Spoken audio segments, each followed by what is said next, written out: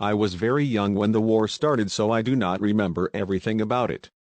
I just remember that it was very scary, everybody very nervous and none of us really knowing what was going on. Nobody felt safe and there were terrible stories of killings and violence. I remember my mom telling us one day that we were not going to be safe if we stayed in our home. She said that we would have to cross the border and stay away from our home until the war ended.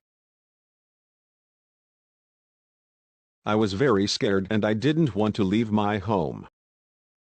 Our father was not around to help us and I could tell that my mother was very frightened. She was pregnant with my youngest sister and she had 4 daughters to look after, including me.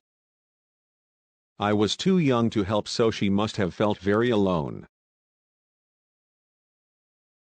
There were lots of stories about people going missing at the border and this made us all very scared. My father was not around and my mother had also decided that my aunt should come with us. I can imagine how difficult it must have been for them having to look after 4 young girls in such a scary situation. We heard that people were being killed, and that only a certain number of people were being let through the border into Macedonia each day. All of this made us very frightened, but my mom insisted that it was still necessary for us to make the journey so that we would be safe until the war ended. I do not remember crossing the border, but my mom has told the story many times. It was very noisy and there were lots of people pushing and shoving. Everybody was nervous about the stories and nobody was sure what happened to those who were taken away by the soldiers. Just as we were crossing, my mom lost sight of my older sister and could not find her in the crowd. She was suddenly frightened that we would be allowed to cross the border but my sister would be left behind or taken by the soldiers.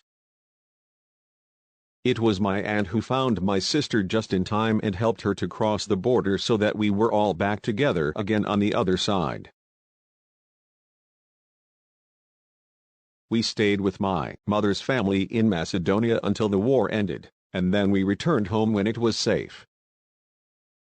But when I was 8 years old, my mother said that it was time to move again. I did not want to move because it was so scary the last time, but my mom said that we were moving to England because we would all have a better future. I hated the idea at first because I did not want to leave my friends, but when I arrived here I liked it very much.